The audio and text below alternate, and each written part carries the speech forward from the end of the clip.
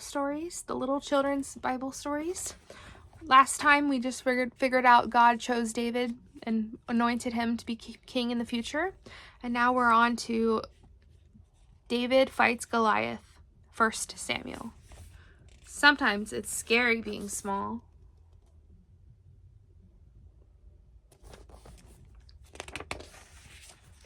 The army of Israel was mighty and great in numbers. Still the soldiers were very scared of fighting the giant Goliath. What is a bully? Goliath is a bully.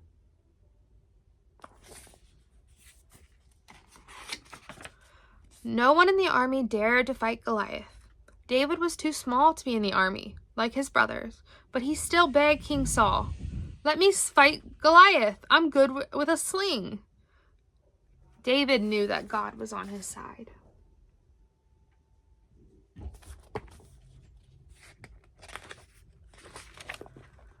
A giant named Goliath was making fun of God and God's people. "You're nothing, and so is your God," the way they say terrible things. David said, "Oh yeah? You're not too big to me. Has anyone ever made fun of you because you weren't the smallest or the tallest?"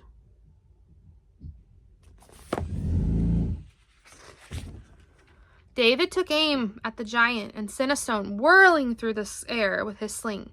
The stone fell and flew until, pling, hit him in the head, and it killed him. It's not always the big and strong who win. Sometimes it's the small and the brave. And sorry if you hear construction noises. My partner, my daddy, is putting together a dresser right now. After David killed Goliath, everyone said, "3 cheers for David! Hip hip!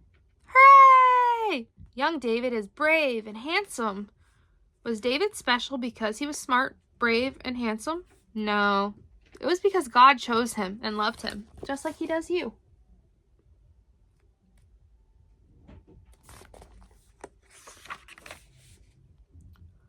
Solomon saves a baby. 2 Samuel, Kings, and Chronicles.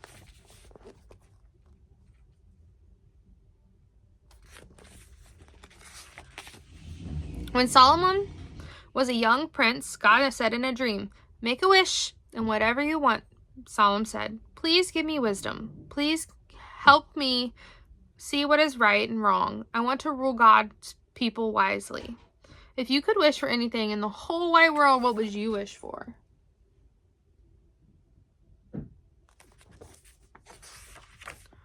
God granted Solomon's wish for wisdom.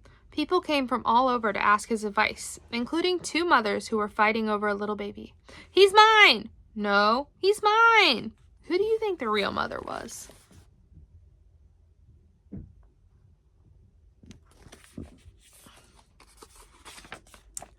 Solomon needed to find out which woman was the baby's mother. What he said was, "Cut the baby in half." The people gasped. Solomon wasn't going to hurt a baby, but he was going to find out the truth. If that's too scary, making a gasping sound as loud as you can.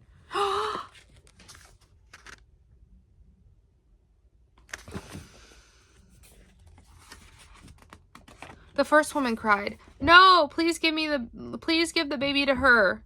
Then at least he will live."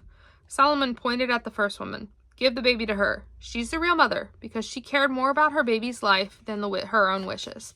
Wisdom is smart and knowing and having common sense into what you're doing.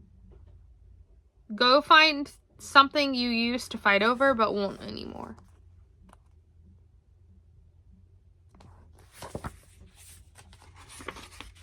The wisdom of King Solomon, Kings, Chronicles, and Psalms. Because of his wisdom, Solomon had power. He had armies and a fleet of ships that traded in gold, silver, ivory, and horses. Can you make horse noises? Neigh, neigh. Solomon had palaces for himself, but he had also built a great big house for God. This was the temple, a place where the 10 Commandments God wrote for Moses, a place for God's people to worship him. You might worship at a church or a synagogue. Can you take your building blocks and make a church? Remember your wish. Was it for a big house or a bigger room?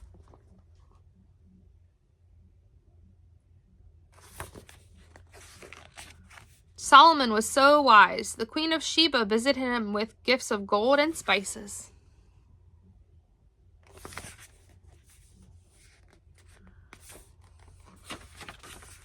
Solomon said children should listen to advice if they want to make their parents proud.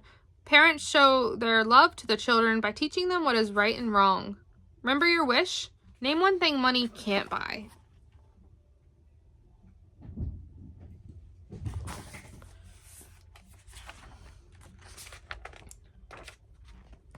Elijah the prophet. Kings 1 and Kings 2.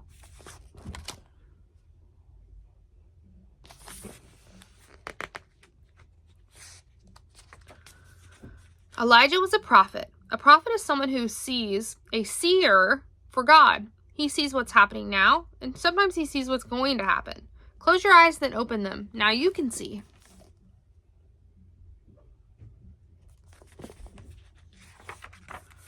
Elijah's job was to warn the people, turn back to God, because he was a prophet. He saw people in the same way that God saw them. The king and most of the people did not even believe in God. Instead, they prayed to false gods. That was a terrible thing. How would you warn someone? What would you have said?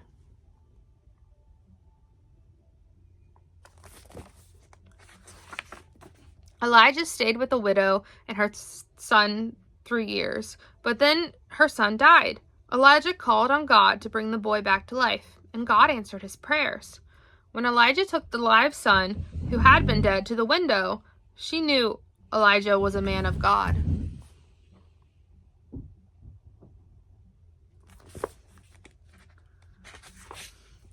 One day Elijah climbed a mountain, and the Lord said he could pass by him, but he wasn't in a strong mind.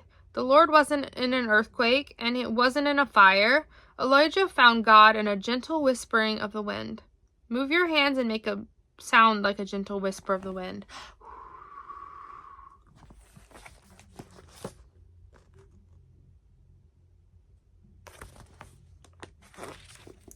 When Elijah was very, very old, God sent horses with a fire and galloping through the sky to meet him.